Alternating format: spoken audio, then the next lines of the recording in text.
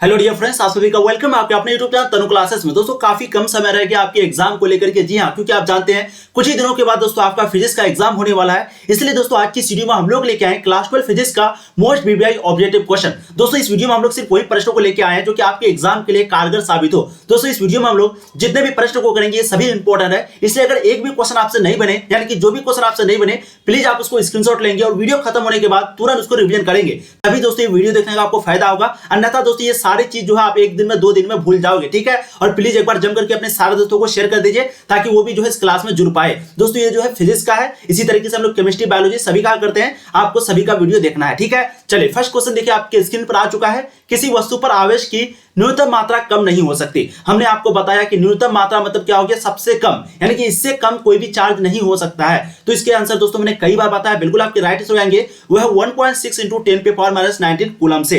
यानी कि कोई भी अगर वस्तु है, कोई भी वस्तु है, उस पर जो चार्ज होगा, जो आवेश होगा, वो 1.6 × 10⁻⁻19 कूलम से कभी भी कम नहीं हो सकता है, ठीक है। तो ये हो गया आपका न्यूनतम मात्रा। राइट आंसर आपके ऑप्शन ए हो जाएंगे क्वेश्चन नंबर फर्स्ट का। देखिए अगला प्रश्न क्वेश्चन नंबर 2। हमने आपको ये क्वेश्चन कई बार करवाया है कि दो वैद्युत क्षेत्र रेखाएं जो है एक दूसरे को किस कोण पर नहीं काटती है, यानी कि दो इलेक्ट्रिक फील्ड लाइन जो है वो एक दूसरे को किस कोण पर काटती है। इसका जो राइट आंसर होगा दोस्तों वो है डी, नहीं काटती है। क्यों नहीं काटती है? क्योंकि हम लोगों ने आपको बताया था जब भी अगर ये एक दूसरे को काटेगा तो दोस्तों इसका दो दिशा बनेगा, जो कि बिल्कुल इंपॉसिबल है, ठीक है। तो दो वैद्युत क्षेत्र रेखाएं यानी कि दो इलेक्ट्रिक फील्ड लाइन एक दूसरे को कभी भी नहीं काटती है, वो हमेशा पैरेलल होती है। जैसे कि ये चार्ज है, ये मान लेते प्लस क्यू चार्ज है, तो यहां से अगर इलेक्ट्रिक फील्ड निकलेगा तो दोस्तों वो पैरेलल निकलेगा। ऐसा नहीं कि वो ऐसे निकलेगा, वो ऐसे निकलेगा, इस तरीके से यहां पर नहीं होगा, ठीक है। तो दो वैद्युत क्षेत्र रेखाएं जो है एक दूसरे को कभी भी नहीं काटती है। देखिए अगला प्रश्न क्वेश्चन नंबर 3 हमने आपको कई बार करवाया है। विद्युत आवेश का जो क्वांटम होता है दोस्तों वो एसयू मात्रक में कितना होता है। क्वेश्चन आपको पूछा गया कि जो चार्ज का जो क्वांटम होता है वो एसयू मात्रक में कितना होता है।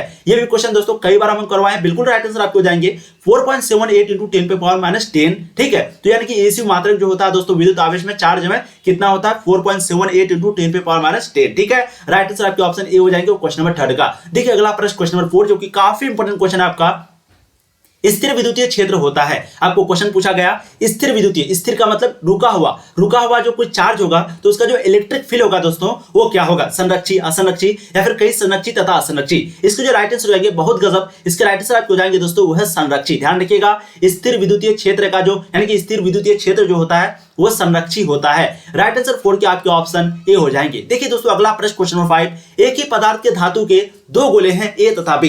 ये क्वेश्चन में हमने आपको कई बार करवाया है। क्वेश्चन क्या कह रहा है कि एक पदार्थ के दो गोले हैं, एक आपका ए हो गया, एक आपका बी हो गया, ये आपका दो गोले हो गया, ठीक है। अब यहाँ पर क्या कह रहा है कि एक पर जो है चार्ज वो प्लस क्यू है, ये भी हम आपको करवाए हैं, और एक पर चार्ज क्या है दोस्तों माइनस क्यू है, ठीक है। यानी कि एक पर प्लस क्यू चार्ज है, एक पर माइनस क्यू चार्ज है। अब आप लोग बताइए कि किसका द्रव्यमान ज्यादा होगा। तो हमने आपको बताया कि जिस पर माइनस चार्ज रहता है वो सभी चीज को खींचता है, क्योंकि अट्रैक्ट करता है। निगेटिव चीज क्या करता है, अट्रैक्ट करता है, ठीक है। तो ये जो अट्रैक्ट करता है दोस्तों, तो ऑब्वियसली बात है इसका वजन जो है इससे बढ़ जाएगा। तो राइट आंसर आपके ऑप्शन बी हो जाएंगे, बी का द्रव्यमान बढ़ जाएगा। ऑप्शन बी आपके 5 का राइट आंसर हो जाएंगे। देखिए अगला प्रश्न क्वेश्चन नंबर 6। इस क्वेश्चन में भी दोस्तों मैंने आपको कॉन्सेप्ट बताया था कि यदि समरूप विद्युत क्षेत्र जेड अक्ष के अनुरूप हो तो समविभव होगा। अब क्योंकि यहां पर आपको जेड अक्ष के अनुरूप पूछा है तो आपको जो है हमेशा ऑप्शन में जेड को छोड़ करके ढूंढना है, यानी कि जेड नहीं होना चाहिए। जैसे कि यहां जेड है, ये नहीं होगा, ये जेड है, ये भी नहीं होगा, ठीक है। अब यहां पर ए और डी में से कंफ्यूजन है, ठीक है। तो यदि समरूप विद्युत क्षेत्र जेड अक्ष के अनुरूप हो तो समविभव क्या होगा, बिल्कुल राइट आंसर आपके ऑप्शन ए हो जाएंगे एक्स वाई तल। अगर यहां पर मान लेते हैं एक्स होता तो यहां पर आपको क्या ढूंढना था, यहां पर आपको दोस्तों वाई जेड ढूंढना था, क्योंकि एक्स यानी कि इस लाइन में क्वेश्चन में आपका जो रहेगा उसको सिर्फ नहीं ढूंढना है। जैसे कि दोस्तों यहां पर आपका जेड है, ठीक है, तो यहां पर जेड है तो यहां पर हम लोग जेड नहीं ढूंढेंगे, यहां पर हम लोग का राइट आंसर ऑप्शन ए हो जाएगा। तो प्लीज आप लोग ध्यान से सुनिएगा, ये प्रश्न दोस्तों 100% आपके एग्जाम में आएंगे, ठीक है। या तो यहां पर आपको जेड दे देगा, या फिर वाई दे देगा, या फिर एक्स दे देगा, तो कुछ भी यहां पर देगा आपको उसी तरीके, यानी कि यहां अगर जेड देगा तो यहां पर आपको जेड को छोड़ करके बाकी जो भी मिले वो, अगर यहां वाई देगा तो वाई को छोड़ के यहां पर आपको ढूंढना है, ठीक है। चलिए अगला प्रश्न देखिए जो कि काफी इंपोर्टेंट और बहुत ही शानदार क्वेश्चन है दोस्तों। इस तरह के प्रश्न आपके एग्जाम में पूछे जाते हैं। देखिए प्रत्येक आर त्रिज्या तथा क्यू आवेश से आवेशित 8 छोटे बूंदों को मिलाकर एक बड़ा बूंद बनाया जाता है, तो बड़े बूंद की जो स्थितिज ऊर्जा होगी वो प्रत्येक छोटे बूंद की तुलना में क्या होगी। क्वेश्चन पूछा गया कि सभी का जो है त्रिज्या आर है और चार जो है वो क्यू है। अब इसको मिलाकर के छोटे छोटे बूंद मिलाकर के एक बड़ा बूंद मिलाया, ठीक है। एक बड़ा बूंद को मिलाकर एक बहुत बड़ा बूंद मिलाया, छोटे बूंद को मिलाकर। और अब बताइए कि ये जो बड़े बूंद है इसकी स्थितिज ऊर्जा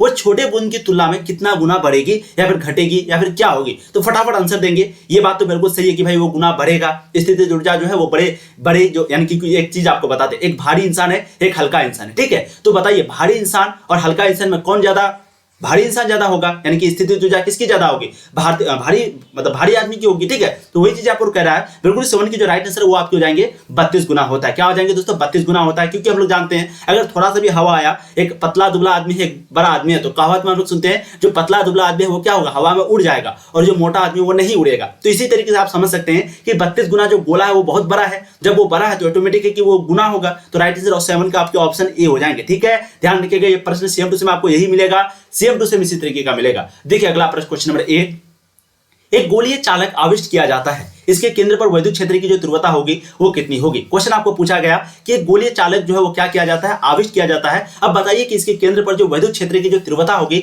वो क्या होगी, अनंत होगी यानी कि इन्फिनिटी, या फिर जीरो, या फिर सतह के बराबर, या फिर इनमें से कोई नहीं। इसके जो राइट आंसर होंगे बहुत ही गजब, इसके राइट आंसर आपके दोस्तों हो जाएंगे वो है 0, ठीक है। तो गोलीय चालक आविष्ट किया जाएगा तो इसके केंद्र पर जो है वैद्युत क्षेत्र की जो तीव्रता है वो आपकी 0 होगी। देखिए अगला प्रश्न, क्वेश्चन नंबर 9, समांतर प्लेट संधारित्र के प्लेटों के बीच पैरावैद्युत पदार्थ डालने पर संधारित्र की धारिता होती है। यानी कि यहाँ पर दोस्तों बोला गया कि समांतर संधारित्र है यानी कि कैपेसिटर है, इसके अंदर में दोस्तों पैरावैद्युत पदार्थ को डाला, यानी कि कोई डाइलेक्ट्रिक पदार्थ को डाला। डाइलेक्ट्रिक का मतलब क्या हो गया, यानी कि इसके अंदर अगर आप कोई भी चीज को डालोगे तो दोस्तों इसका जो धारिता है वो हमेशा क्या होता है, बढ़ता है। हमने आपको ये क्वेश्चन कराया भी है। जैसे कि अगर आप पंखा का एग्जांपल लेंगे, तो पंखा में अगर एक बैटरी आपका लगा हुआ रहेगा, यानी कि एक कंडेंसर लगा हुआ रहेगा, तो उसकी स्पीड थोड़ी कम होगी। जब आप 2 बैटरी को लगा देंगे तो उसकी स्पीड जो है बढ़ जाएगी। तो वही चीज है, जब भी आप दोस्तों समांतर प्लेट संधारित्र में कोई भी पैरावैद्युत पदार्थ को डालेंगे तो इसका जो संधारित्र है वो हमेशा बढ़ता है। तो राइट आंसर आपके ऑप्शन ए हो जाएंगे क्वेश्चन नंबर 9 का। ध्यान रखिएगा। अब देखिए अगला प्रश्न, क्वेश्चन नंबर 10, जो कि काफी इंपोर्टेंट क्वेश्चन है आपका,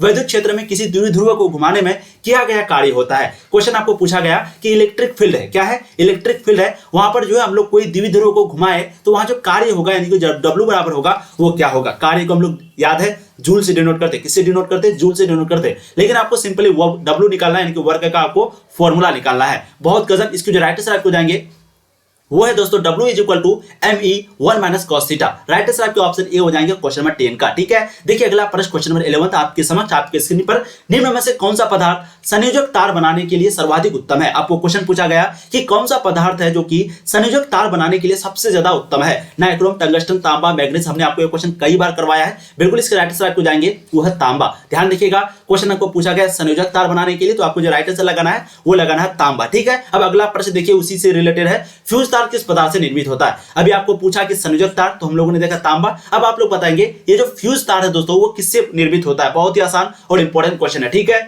देखिए ये क्वेश्चन आपका बहुत ही ज्यादा इंपॉर्टेंट क्वेश्चन है, बहुत लोग इसमें कंफ्यूज हो जाते हैं, तो प्लीज आप लोग ध्यान दीजिएगा। यहाँ पर क्वेश्चन पूछा जा रहा है दोस्तों, फ्यूज तार किस पदार्थ से निर्मित होता है। इसका जो राइट आंसर होगा यहाँ पर बिल्कुल हो जाएगा वो क्या, लेड टिन मिश्र धातु। ध्यान रखिएगा। देखिए फ्यूज तार दोस्तों वो आपका एक टीन से बनाया जाता है, टीन हो गया, उसके बाद शीशा हो गया, ठीक है, एक टीन हो गया, एक शीशा हो गया, और एक चीज हो गया दोस्तों बिस्मथ। आप लोगों ने सुना होगा नाम बिस्मथ, ठीक है। देखिए मैं लिखता हूं पहले इसको, तो दोस्तों आपका हो गया एक टीन, शीशा, बिस्मथ। इन दोनों के दोस्तों मिश्रण से इनको मिलाकर के बनाया जाता है दोस्तों मिश्र धातु, उसी के दोस्तों फ्यूज तार बनता है। फ्यूज तार का जो गलनांक है वो बहुत ही ज्यादा होता है, प्रतिरोध और गलनांक, सॉरी, फ्यूज तार का जो गलनांक और प्रतिरोध है वो बहुत कम होते हैं, ठीक है। गलनांक और प्रतिरोध फ्यूज तार का क्या होते हैं, कम होते हैं। कम होगा तभी तो तुरंत फ्यूज हो जाएगा, क्योंकि फ्यूज का प्रयोग क्यों किया जाता है, क्योंकि दोस्तों शॉर्ट सर्किट लग जाए, कुछ लग जाए, तो फ्यूज तार जो है वो तुरंत से मतलब कि कट जाए, ठीक है। तो इसका जो गलनांक होता है और जो प्रतिरोध होता है वो बहुत ही कम होता है, ठीक है। और कौन कौन से बनाया जाता है, टीन से, शीशा से, बिस्मुथ से। यहाँ पर कभी कभी लेड भी यूज किया जाता है, ठीक है, कैडमियम भी यूज किया जाता है, जिसको हम लोग CD लिखते हैं, कैडमियम, ठीक है। तो ध्यान रखिएगा। तो राइट आंसर आपके ऑप्शन सी हो जाएंगे लेड टिन मिश्र धातु, यानी कि फ्यूज तार किस पदार्थ से निर्मित होता है। राइट आंसर आपके हो जाएंगे लेड टिन मिश्र धातु, ऑप्शन सी। देखिए अगला प्रश्न, क्वेश्चन नंबर 12 का राइट आंसर आपके ऑप्शन सी हो जाएंगे। अगला प्रश्न देखिए क्वेश्चन नंबर 13, 3 प्रतिरोधक, जिनमें से प्रत्येक का जो प्रतिरोध है वो क्या है, R है, ठीक है। 3 प्रतिरोध है और प्रत्येक का जो प्रतिरोध है वो R है। अब बताइए उसको अलग अलग तरीके से जोड़ा जाता है, संयोजित किया जाता है, उनमें से कौन प्राप्त नहीं हो सकता। इसका दोस्तों बहुत सिंपल सॉल्यूशन है। आप यहाँ पर देखिए, यहाँ पर भी 3 है, यहाँ पर भी 3 है, यहाँ पर भी 3 है, लेकिन अगर आप ऑप्शन बी को देखेंगे तो बिल्कुल थोड़ा सा अलग लग रहा है, ठीक है। तो राइट आंसर आपको 13 का आपको लगा देना है क्या, बी, हाँ बी, बिल्कुल राइट आंसर क्या लगा देना, बी लगा देना, ठीक है। 13 नंबर क्वेश्चन ना आपका, जी हाँ। चलिए तो राइट आंसर आपके हो जाएंगे ऑप्शन बी 2r/4। इस तरीके से आप भी क्वेश्चन को बना सकते हैं। देखिए अगला प्रश्न, क्वेश्चन नंबर 14, एक 10 ओम तार की लंबाई को खींचकर 3 गुना कर देते हैं। एक 10 ओम कितना ओम है, 10 ओम तार की लंबाई है, ठीक है, और प्रतिरोध है, और उसको खींच करके दोस्तों तिगुना कर देते हैं, ठीक है। अब बताइए कि नया जो प्रतिरोध बनेगा वो कितना बनेगा। इसका बहुत ही सिंपल और आसान सॉल्यूशन, इसको जो राइट आंसर हो जाएंगे वो है दोस्तों 90 ओम, ठीक है। तो ध्यान रखिएगा 3 3 9 3 का स्क्वायर होता है, जो प्रतिरोध होता है वो 3 का स्क्वायर होता है, यानी कि कितना गुना बढ़ाया तो वो 3 का स्क्वायर, और 10 ओम है आपका दिया हुआ, 3 का स्क्वायर 9 9 10 90, राइट आंसर आपको हो जाएंगे 90 ओम, ठीक है। ओम को हम लोग ऐसे भी डिनोट करते हैं, ध्यान रखिएगा, ठीक है। तो राइट आंसर क्या हो जाएंगे दोस्तों, ऑप्शन सी। अब देखिए अगला प्रश्न, क्वेश्चन 15। 220 वोल्ट 1000 वाट बल्ब को 110 वोल्ट सरों से जोड़ा जाता है, तो बल्ब के द्वारा जो खपत की गई शक्ति होती है वो कितनी होती है। हम आपको बता देते हैं, जब भी आप एग्जाम देंगे वहां पर दोस्तों आपको बिल्कुल भी न्यूमेरिकल नहीं बनाना है, क्योंकि आपके टाइम जो है बहुत कीमती है, ठीक है। तो प्लीज आपको 70 क्वेश्चन दिया जाएगा, 70 में से ओनली आपको 35 ही बनाना है, तो ज्यादा से ज्यादा 8 या 10 न्यूमेरिकल रहेगा, तो वो न्यूमेरिकल को आपको छोड़ देना है, क्योंकि टाइम आपका बहुत लेगा। बहुत लोग जबरदस्ती बनाएंगे लेकिन आपको नहीं बनाना, ठीक है। यहाँ पर जो 15 का राइट आंसर आपके ऑप्शन सी हो जाएंगे। देखिए अगला प्रश्न, क्वेश्चन 16। त्वरित आवेश उत्पन्न करती है अल्फा किरणें, गामा किरणें, बीटा किरणें, विद्युत चुंबकीय किरणें। तो विद्युत चुंबकीय तरंग, तो आप बताइए ये जो त्वरित है, त्वरित का मतलब एक्सेलरेटेड यानी कि त्वरित आवेश, त्वरित चार्ज जो उत्पन्न करती है वो कौन करती है। बिल्कुल 16 की जो राइट आंसर है वो आपको जाएंगे दोस्तों, वो है विद्युत चुंबकीय तरंग, ठीक है। गामा जो किरणें होती है दोस्तों, उसके पास क्या नहीं होती है, बिल्कुल मास नहीं होती है। मास मतलब द्रव्यमान, द्रव्यमान जो है उसके पास बिल्कुल भी नहीं होती, किस पर, गामा किरणें के पास, ठीक है। बाकी अल्फा बीटा किरणें जो इस पर चार्ज होते हैं, ठीक है। तो त्वरित आवेश जो उत्पन्न करती है कौन, विद्युत चुंबकीय तरंग। राइट आंसर आपके ऑप्शन डी हो जाएंगे क्वेश्चन नंबर 16 का। देखिए अगला प्रश्न, क्वेश्चन नंबर 17। 30 डिग्री सेल्सियस पर आवेशित कण चुंबकीय क्षेत्र में प्रवेश करता है, उसका जो पथ हो जाता है वो कैसा हो जाता है, वृत्तकार, हेलिकल, दीर्घवृत्तीय, वृत्तीय या फिर सीधी रेखा, ठीक है। 17 की जो राइट आंसर बिल्कुल आपके हो जाएंगे वो है हेलिकल, ऑप्शन आपके बी जो है करेक्ट आंसर हो जाएंगे। देखिए अगला प्रश्न, क्वेश्चन नंबर 18। एक संयुक्त सूक्ष्मदर्शी के अभिदृश्य लेंस से बना प्रतिबिंब होता है। आपको क्वेश्चन पूछा गया कि एक संयुक्त सूक्ष्मदर्शी के अभिदृश्य लेंस से जो बना प्रतिबिंब होता है वो क्या होता है, काल्पनिक व छोटा, वास्तविक व छोटा, वास्तविक व बड़ा, या फिर काल्पनिक व बड़ा। 18 के दोस्तों राइट आंसर आपको हो जाएंगे, बिल्कुल हो जाएंगे, वो है वास्तविक व बड़ा, ऑप्शन आपके सी, ठीक है। तो एक संयुक्त सूक्ष्मदर्शी के अभिदृश्य लेंस से जो बना प्रतिबिंब होता है वो होता है वास्तविक व बड़ा। 18 के राइट आंसर आपके ऑप्शन सी हो जाएंगे। देखिए अगला प्रश्न, क्वेश्चन नंबर 19। एक उत्तल लेंस को ऐसे द्रव में डुबाया जाता है जिसका जो अपवर्तनांक है वो लेंस के पदार्थ के अपवर्तनांक के बराबर होता है। तो बताएंगे कि लेंस की जो फोकस दूरी होगी वो कितनी होगी, यानी कि कोई उत्तल लेंस है, उसको कोई ऐसा द्रव में, मटेरियल में डुबाया, अब उसका जो अपवर्तनांक है वो लेंस के पदार्थ के अपवर्तनांक से क्या होता है, बराबर हो जाता है। तो लेंस की फोकस दूरी वहां पर क्या होगी, शून्य या फिर अनंत या फिर घट या फिर बढ़ जाएगी। फटाफट आप लोग आंसर देंगे, बहुत ही आसान क्वेश्चन है। बिल्कुल इसके जो राइट आंसर आएगा दोस्तों वो है इन्फिनिटी, यानी कि इसकी जो फोकस दूरी है लेंस की वो क्या हो जाएगी, अनंत हो जाएगी, ठीक है। देखिए अगला प्रश्न, क्वेश्चन नंबर 20। दूरदृष्टि दोष को दूर करने के लिए प्रयुक्त लेंस होता है। देखिए दूरदृष्टि दोष का मतलब क्या हो गया कि दूर उसको दिखाई देता है और नजदीक नहीं दिखाई देता है। और अगर क्वेश्चन आपको पूछे कि निकट दृष्टि दोष क्या होता है, तो निकट दृष्टि दोष का मतलब क्या, नजदीक दिखाई देता है, दूर नहीं दिखाई देता, ठीक है। और जब भी दोस्तों दूरदृष्टि दोष आए, तो दूरदृष्टि का मतलब मैंने आपको क्या बताया, इसको जो है दूर दिखाई देता है, नजदीक नहीं दिखाई देता, ठीक है। तो नजदीक नहीं दिखाई देता है, इसलिए उसको जो है उत्तल लेंस का प्रयोग होना चाहिए, ठीक है। तो 20 की जो राइट आंसर आपको जाएंगे उत्तल लेंस, ठीक है। तो जब भी नजदीक नहीं दिखाई देगा, यानी कि नजदीक में दिखाई नहीं देगा, तो वहां पर उत्तल लेंस। और निकट दृष्टि दोष, यानी कि निकट दृष्टि दोष का क्या मतलब हो गया कि उसको जो है नजदीक दिखाई देता है, दूर नहीं दिखाई देता है। तो जब भी दूर नहीं दिखाई देगा तो वहां पर जो है अवतल लेंस। तो ध्यान रखिएगा, अवतल लेंस का जो प्रयोग है वो किसके लिए किया जाता है दोस्तों, वो आपका प्रयोग किया जाता है निकट दृष्टि दोष के लिए। किसके लिए, निकट दृष्टि दोष के लिए। और दूर दृष्टि दोष के लिए जो है उत्तल लेंस का प्रयोग होता है, ठीक है। देखिए अगला प्रश्न, क्वेश्चन नंबर 21। किसी प्रिज्म पर एक वर्णी प्रकाश के आपतित होने पर निम्न में से कौन सी घटना होती है। क्वेश्चन क्या कहा कि किसी प्रिज्म पर एक वर्णी यानी कि एक प्रकार के प्रकाश के आपतित होने पर जो है कौन सी घटना यहाँ पर होती है। वर्ण विक्षेपण, विचलन, व्यक्तीकरण, उपरोक्त सभी। हम लोग जानते हैं, बहुत ही आसान क्वेश्चन है, बिल्कुल इसको राइट आंसर है वो आपको जाएंगे विचलेपन, ठीक है। ध्यान रखिएगा क्या हो जाएंगे दोस्तों, विचलन। राइट आंसर आपके 21 का ऑप्शन बी हो जाएंगे, ठीक है। देखिए अगला प्रश्न, क्वेश्चन 22। मानव नेत्र का विभेदन क्षमता मिनट में होता है। क्वेश्चन क्या पूछा गया कि मानव नेत्र का जो विभेदन क्षमता होता है वो मिनट में कितना होता है। बहुत ही आसान और इंपॉर्टेंट क्वेश्चन है। तो यहाँ पर आपको क्वेश्चन पूछा गया कि मानव नेत्र का जो विभेदन क्षमता होता है वो मिनट में कितना होता है, मिनट में। तो इसको जो राइट आंसर जाएंगे वो है दोस्तों हाफ मिनट, यानी कि डी जो है आपके करेक्ट आंसर जाएंगे क्वेश्चन नंबर 22 का, ठीक है। देखिए अगला प्रश्न, क्वेश्चन हो जाएंगे आपके 23, जो कि काफी इंपोर्टेंट क्वेश्चन है। जब किसी अवमापी को शंट किया जाता है तो इसकी जो सीमा क्षेत्र है वो क्या होती है। जब किसी अवमापी को शंट किया जाता है तो इसकी जो सीमा क्षेत्र है वो बढ़ती है, घटती है, स्थिर होती है, या फिर इनमें से कोई नहीं। तो इसको जो राइट आंसर हो जाएंगे, बिल्कुल हो जाएंगे दोस्तों, वो आपके बढ़ती है, ऑप्शन आपके ए 23 का राइट आंसर हो जाएगा, ठीक है। देखिए अगला प्रश्न, क्वेश्चन नंबर 24। एक एम्पियर परिसर सीमा के एक अवमापी के प्रतिरोध 0.9 ओम है जिस पर परिसर जो है 10 एम्पियर करने के लिए आवश्यक शंट होगा। क्वेश्चन पूछा गया कि एक एम्पियर है जिसकी परिसर सीमा की जो एक अम्मापी की जो प्रतिरोध है, जिसकी जो रेजिस्टेंस है वो 0.9 ओम है, तो इसका परिसर 10 एम्पियर करने के लिए आवश्यक जो शंट होना चाहिए वो कितना होना चाहिए? तो इसकी जो राइट आंसर यहाँ पर हो जाएंगे, बिल्कुल हो जाएंगे, वो है 0.1 ओम, ऑप्शन ए। ठीक है, फिर से मैं बता रहा हूं न्यूमेरिकल को आपको नहीं बनाना दोस्तों, क्योंकि न्यूमेरिकल में आपका काफी टाइम जाएगा। देखिए अगला प्रश्न, क्वेश्चन नंबर 25, विद्युत धारा के चुंबकीय प्रभाव की खोज की थी एम्पियर ने, ऑस्ट्रियन ने, फ्लेमिंग ने, फैराडे ने। तो क्वेश्चन आपको पूछा गया कि जो विद्युत धारा की जो चुंबकीय प्रभाव की जो खोज है वो किसने किया था? बिल्कुल 25 की जो राइट आंसर है वो हो जाएंगे दोस्तों ऑस्ट्रियन ने। ठीक है, तो ध्यान रखिएगा, विद्युत धारा की जो चुंबकीय प्रभाव है यानी कि मैग्नेटिकल इफेक्ट है वो दोस्तों ऑस्ट्रियन ने सर्च किया था। 25 की राइट आंसर आपके ऑप्शन बी हो जाएंगे। बहुत खूब, बहुत बढ़िया। देखिए अगला प्रश्न, क्वेश्चन नंबर 26, चुंबकीय फ्लक्स का ऐसा ही मात्रक होता है। ये क्वेश्चन आपको कई बार पूछा गया, बहुत ही आसान क्वेश्चन है। क्वेश्चन पूछा गया कि चुंबकीय फ्लक्स का ऐसा ही मात्रक जो होता है वो कितना होता है, यानी कि क्या होता है? ओम होता है, वेबर होता है, टेस्ला होता है, या फिर इनमें से कोई नहीं? तो इसको जो राइट आंसर है बिल्कुल आपके हो जाएंगे वो है वेबर, ऑप्शन बी। चुंबकीय फ्लक्स का ऐसा ही मात्रक क्या हो जाएगा? वेबर। ठीक है,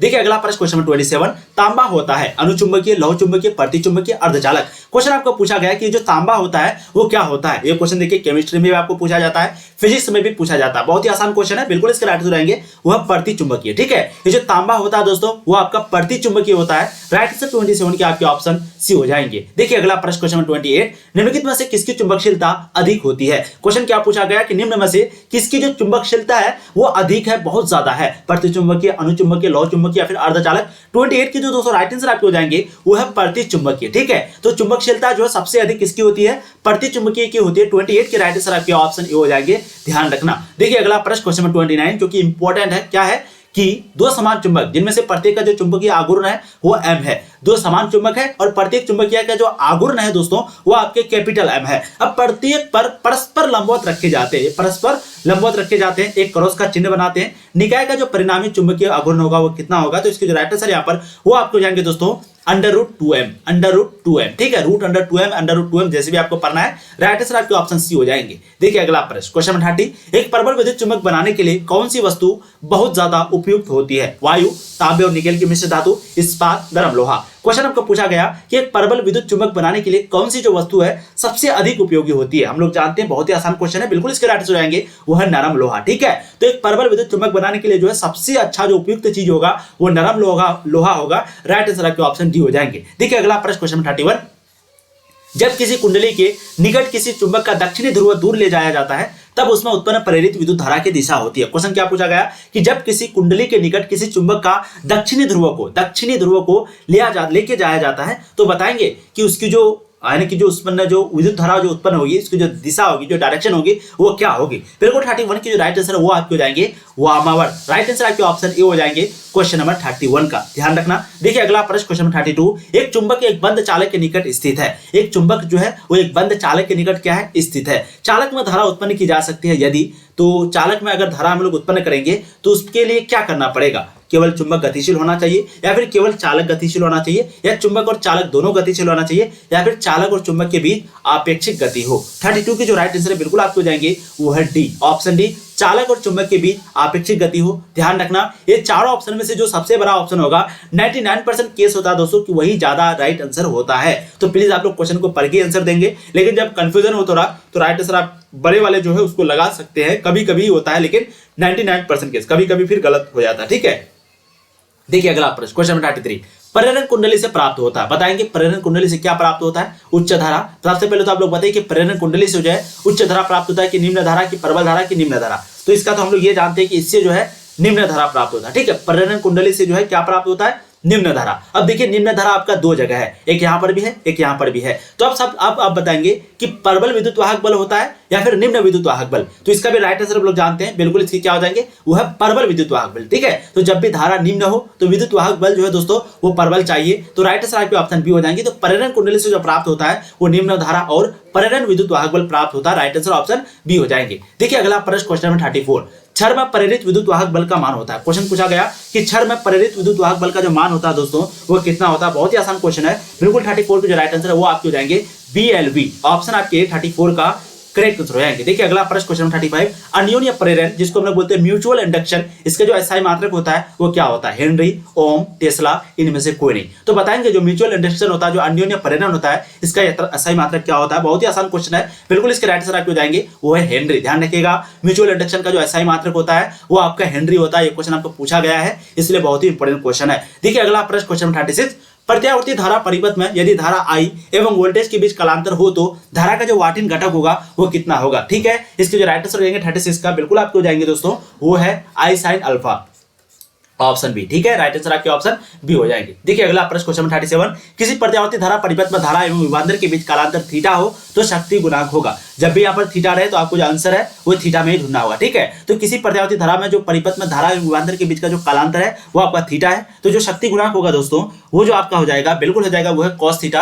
राइट आंसर आपके ऑप्शन ए हो जाएंगे। ठीक है, देखिए अगला प्रश्न क्वेश्चन 38, चौक कुंडली का कार्य सिद्धांत निम्न पर आधारित है। क्वेश्चन क्या पूछा गया? ये जो चौक कुंडली का जो कार्य सिद्धांत है यानी कि वर्क वाला जो प्रिंसिपल है दोस्तों वो किस पर आधारित है, किस पर बेस्ड है? कोणीय संवेग संरक्षण पर, स्व प्रेरण पर, अन्योन्य प्रेरण पर या फिर संवेग संरक्षण पर? इसके जो राइट आंसर आपको हो जाएंगे बहुत खूब, इसके राइट आंसर आपको हो जाएंगे वो है स्व प्रेरण पर, ऑप्शन बी 38 का राइट आंसर हो जाएगा। देखिए अगला प्रश्न क्वेश्चन 39, एक ऊंचाई परिमापित्र में कुंडलियों में फेरों की जो संख्या है वो में प्रथमांक में n1 तथा द्वितीय में n2 तक है। क्वेश्चन क्या पूछा गया कि एक ऊंचाई परिमापित्र में कुंडलियों में जो फेरों की संख्या में है दोस्तों, प्रथम में n1 है, दूसरा में n2 है, तो बताएंगे कि n2 बड़ा होगा या फिर n1। देखिए क्वेश्चन बहुत आसान है, इधर दिमाग लेने वाला क्वेश्चन में एक आपका रड है, एक आपका क्या है? रड है। इस क्वेश्चन को समझ लीजिए, बहुत बार पूछा गया है और हो सकता है इस बार भी पूछ दे। ठीक है, सबसे पहले दोस्तों जो लपेटा गया है वो आपका n1 लपेटा गया है, ये आपका मान लेते हैं n1, ये मान लेते हैं n1। ठीक है, तो इसके बाद जो दूसरा लपेटा गया है दोस्तों वो जो आपका लपेटा गया है n2, क्या लपेटा गया है? n2। चलिए इसको हम लोग मानते हैं n2, इसको मान लेते हैं n2। अब आप बताइए इसमें जो फेरों की संख्या होगी वो किसकी ज्यादा होगी, यानी कि n2 की होगी या फिर n1 की होगी, यानी कि कौन बड़ा होगा? तो ऑब्वियसली बात है n2 बड़ा होगा, क्योंकि यहाँ पर क्वेश्चन में कह दिया गया है जो प्रथमांक है, प्रथमांक यानी कि जो n1 है वो पहले है और जो आपका दूसरा है दोस्तों वो n2 है, तो n2 को ज्यादा फेरों की संख्या देनी पड़ेगी, ज्यादा रस्सी लगेगी लपेटने के लिए। ठीक है, तो इसके जो राइट आंसर हो जाएंगे वो n2 इज ग्रेटर देन, कहां पर है n2 इज ग्रेटर? हाँ यहाँ ऑप्शन बी। तो राइट आंसर क्या हो जाएगा? n2 जो है वो हमेशा बड़ा होगा n1 से। ठीक है, ये आपका बड़ा का निशानी है, तो राइट आंसर ऑप्शन बी हो जाएंगे क्वेश्चन नंबर 39 का। बहुत आसान क्वेश्चन है, इस तरह के प्रश्न आपके एग्जाम में पूछे जाते हैं। देखिए अगला प्रश्न, एसी का समीकरण जो दोस्तों वो आपका दिया हुआ है I = 50 sin 100t, तो इसमें जो धारा की आवृत्ति होगी वो क्या होगी? बहुत ही आसान क्वेश्चन है, बिल्कुल इसके जो राइट आंसर हो जाएंगे वो आपके देंगे 50/π हर्ज, ऑप्शन आपके बी 40 का राइट आंसर हो जाएगा। देखिए अगला प्रश्न क्वेश्चन 41, सूर्य की ऊर्जा का कारण है। क्वेश्चन आपको पूछा गया कि सूर्य की ऊर्जा का जो कारण है दोस्तों वो क्या है? नाभिकीय विखंडन, नाभिकीय संलयन, गैसों का जलना या फिर ऊपर में से कोई नहीं, यानी कि उपयुक्त में से कोई नहीं। इसके जो राइट आंसर है बिल्कुल आपको जाएंगे वो है नाभिकीय संलयन। बहुत लोग विखंडन लगा देते हैं, बिल्कुल ये आपका गलत हो जाएगा। राइट आंसर क्या हो जाएगा दोस्तों? नाभिकीय संलयन, ऑप्शन आपके बी जो है राइट आंसर जाएगा। ठीक है, ये क्या है? सूर्य की ऊर्जा का कारण है। देखिए अगला प्रश्न क्वेश्चन नंबर 42, नाभिकीय अभिक्रिया में संरक्षित भौतिक राशियां जो है वो क्या है? कुल आवेश, रेखीय संवेग, कोणीय संवेग, उपरोक्त सभी। तो क्वेश्चन पूछा गया कि नाभिकीय अभिक्रिया में संरक्षित भौतिक राशियां जो होती है वो क्या होती है? बिल्कुल इसके जो राइट आंसर है वो आपको जाएंगे उपरोक्त सभी, यानी कि ऑप्शन डी आपके 42 का करेक्ट रहेगा। बहुत गजब, बहुत बढ़िया। ठीक है जी बिल्कुल। देखिए अगला प्रश्न क्वेश्चन नंबर 43, किसके लिए तरंग दैर्ध्य यानी कि जो वेवलेंथ है उसका मान अधिकतम होगा? किसके लिए? रेडियो तरंग के लिए, एक्स किरणें के लिए, पारावैंगनी के लिए, अवरक्त किरणें के लिए। 43 के दोस्तों राइट आंसर जो आपके हो जाएंगे वो है दोस्तों आपके रेडियो तरंग के लिए। ध्यान रखिएगा, तरंग दैर्ध्य यानी कि जो वेवलेंथ होता है दोस्तों वो सबसे ज्यादा जो होता है किसके लिए होता है? रेडियो तरंग के लिए होता है, यानी कि ऑप्शन बी ऑप्शन ए आपके राइट आंसर हो जाएंगे क्वेश्चन नंबर 43 का। ठीक है, देखिए अगला प्रश्न क्वेश्चन 44, इनमें से किसका तरंग दैर्ध्य सबसे कम है यानी कि न्यूनतम है? एक्स किरणें, गामा किरणें, माइक्रो तरंग या फिर रेडियो तरंग? हमने आपको बताया था 44 का राइट आंसर कि गामा किरणें के पास जो है कोई भी मास नहीं होता है, कोई भी चार्ज नहीं होता है। ठीक है, तो इसके जो राइट आंसर है बिल्कुल आपको जाएंगे वो है बी। तो तरंग दैर्ध्य यानी कि जो वेवलेंथ है सबसे कम किसमें होता है दोस्तों? वेवलेंथ सबसे कम किसमें होता है? वो होता है गामा किरणें के पास। राइट आंसर आपके ऑप्शन बी हो जाएंगे। ठीक है, देखिए अगला प्रश्न क्वेश्चन 45, माइक्रो तरंग की जो आवृत्ति प्रास होती है वो कितनी होती है? बिल्कुल इसको जो राइट आंसर है वो आपको जाएंगे 3 × 10⁻11 से लेकर के 3 × 10⁻18 तक। ठीक है, तो माइक्रो तरंग की जो आवृत्ति प्रास होती है वो 3 × 10⁻11 से लेकर के 3 × 10⁻18 तक होती है। राइट आंसर आपके ऑप्शन डी हो जाएंगे क्वेश्चन नंबर 45 का। देखिए अगला प्रश्न क्वेश्चन नंबर 46, विद्युत चुंबकत्व के नियम अनुसार प्रकाश की विभवांतर में जो चाल है वो सभी जड़त्वीय निर्देशांकों में। क्वेश्चन क्या पूछा गया है? क्वेश्चन को समझते हैं कि विद्युत चुंबकत्व के नियम अनुसार यानी कि इसके नियम को अगर हम लोग फॉलो करें तो प्रकाश की जो चाल है निर्वात में, किसमें? निर्वात में यानी कि वैक्यूम में, यानी कि वैक्यूम में, ठीक है, वहां पर जो है सभी जड़त्व हुए निर्देश तंत्रों में होगी, समान होगी, अलग अलग होगी, अनिश्चित होगी, या फिर इनमें से कोई नहीं, ठीक है। 46 की जो राइट आंसर बिल्कुल आपको जाएंगे समान, क्योंकि हम लोग जानते हैं जो वैक्यूम होता है, जो निर्वात होता है, वहां पर कोई भी जड़त्व नहीं होता, कुछ भी नहीं होता वहां पर यानी कि अगर आप उड़ने लगेंगे तो वहां पर उड़ने ही लगेंगे, ऐसा नहीं कि वहां पर जमीन आपको खींच लेगा, क्योंकि वहां पर वैक्यूम है, वहां पर क्या है, निर्वात है, ठीक है। तो राइट आंसर क्या हो जाएंगे, समान, कहीं भी आप चले जाइए वहां पर समान हो जाएगी। देखिए अगला प्रश्न, क्वेश्चन 47, मैक्सवेल समीकरण 4 नियमों को निरूपित करता है। क्वेश्चन क्या पूछा कि मैक्सवेल समीकरण जो है वो 4 नियमों को निरूपित करता है। तो आप लोग बताइए ये जो मैक्सवेल एम्पियर नियम जो है वो किससे संबंधित है, चुंबकीय फ्लक्स परिवर्तन की दर को कुल धारा से, या फिर चुंबकीय फ्लक्स परिवर्तन की दर को कुल विस्थापन धारा से, या फिर चुंबकीय फ्लक्स परिवर्तन की दर को धारा से। 47 की जो राइट आंसर है बिल्कुल आपके हो जाएंगे दोस्तों, वो है चुंबकीय फ्लक्स की परिवर्तन, चुंबकीय फ्लक्स परिवर्तन की दर को कुल धारा से। राइट आंसर 47 का आपके ऑप्शन ए हो जाएंगे। देखिए अगला प्रश्न, क्वेश्चन 48, प्रकाश तंतु संचार किस घटना पर आधारित है। क्वेश्चन आपको क्या पूछा गया कि जो प्रकाश तंतु संचार है वो कौन से इंसिडेंट पर, कौन से घटना पर आधारित है। प्रकाश आंतरिक परावर्तन, परिकिरण, विवर्तन, अपवर्तन। बिल्कुल 48 की जो राइट आंसर है आपके हो जाएंगे संपूर्ण आंतरिक परावर्तन। ध्यान रखिएगा प्रकाश तंतु संचार जो है वो कौन से घटना पर आधारित है, वो आपके संपूर्ण आंतरिक परावर्तन पर, यानी कि 48 की राइट आंसर आपके ऑप्शन ये हो जाएंगे। देखिए अगला प्रश्न, क्वेश्चन 49, एक वस्तु के 3 प्रतिबिंब प्राप्त करने के लिए 2 समतल दर्पण को किस जोन, यानी कि कोई वस्तु है जिसका हम लोग 3 प्रतिबिंब, 3 इमेज को प्राप्त करना चाहते हैं, तो आप लोग बताइए वो जो 2 दर्पण है, समतल दर्पण है, उसको हम लोग कौन सा एंगल पर झुकाएंगे, ठीक है। ये क्वेश्चन आपको पूछा गया है, बिल्कुल इसका जो राइट आंसर है वो आपको जाएंगे दोस्तों 90 डिग्री पर, ठीक है, ध्यान रखिएगा 90 डिग्री आपके राइट आंसर आएंगे। देखिए अगला प्रश्न, क्वेश्चन 50, किसी दर्पण में वस्तु का जो प्रतिबिंब है वो हमेशा छोटा और आभासी दिखाई पड़ता है, कौन। यानी कि क्वेश्चन क्या पूछा गया है कि कौन सा ऐसा दर्पण है जहां पर जो वस्तु है वो हमेशा छोटा और आभासी। हम लोग जानते हैं कि अवतल दर्पण में जो है बड़ा, बराबर और छोटा तीनों प्रकार के बनते हैं, यानी कि यहाँ जो है आभासी भी बनता है और वास्तविक भी बनता है। तो ये तो नहीं होगा क्योंकि यहाँ पर छोटा बड़ा सब बनता है। यहाँ पर कंडीशन क्या दिया है, छोटा होना चाहिए, आभासी होना चाहिए। और हम लोग जानते हैं कि समतल में जो है सिर्फ बराबर बनता है, ठीक है। तो राइट आंसर क्या हो जाएंगे, ऑप्शन बी हो जाएंगे कि वस्तु हमेशा छोटा बनता है और आभासी बनता है, यानी कि काल्पनिक बनता है। किसमें, उत्तल दर्पण में। दर्पण की बात हो रही है ना कि लेंस की, ठीक है। तो 50 की जो राइट आंसर है वो आपके ऑप्शन बी हो जाएंगे। अवतल दर्पण में हमेशा बड़ा छोटा बराबर बनता है और समतल दर्पण में हमेशा बराबर बनता है, ठीक है। अवतल दर्पण में काल्पनिक और वास्तविक दोनों बनता है, लेकिन उत्तल दर्पण में जो है हमेशा आभासी बनता है। तो ध्यान रखिएगा। तो दोस्तों आज की इस वीडियो में हम लोगों ने टोटल 50 क्वेश्चन को कवर किया। ये सभी क्वेश्चन दोस्तों आपके एग्जाम के लिए काफी इंपॉर्टेंट है, तो प्लीज आप लोग कोशिश कीजिएगा जो भी क्वेश्चन आपसे नहीं बना हो उसको एक बार देख लेने के लिए। 1-2 बार अगर देख लेंगे दोस्तों आपको जो है सभी प्रश्न याद हो जाएगा, ठीक है। और एक बार लास्ट, मतलब कि एक ही बार लास्ट में बोल रहे हैं, प्लीज वीडियो को लाइक नहीं की तो कर दीजिएगा दोस्तों, बहुत ही मेहनत लगती है एक वीडियो बनाने में। और जम करके अपने सारे दोस्तों को शेयर कर दीजिए टेलीग्राम में, व्हाट्सएप ग्रुप में, जहां भी हो, ताकि वो भी जो है इस तरह के मजेदार क्लास के साथ पढ़ पाए, ठीक है। हम लोग यहाँ पर पूरी तरीके से तैयारी कराते हैं क्लास 12 साइंस की, तो प्लीज आप लोग जरूर चैनल को सब्सक्राइब करें, क्योंकि दोस्तों यहाँ पर आपकी पूरी तैयारी होती है। थैंक यू सो मच, बहुत बहुत धन्यवाद आप लोगों का अपना कीमती वक्त देने के लिए।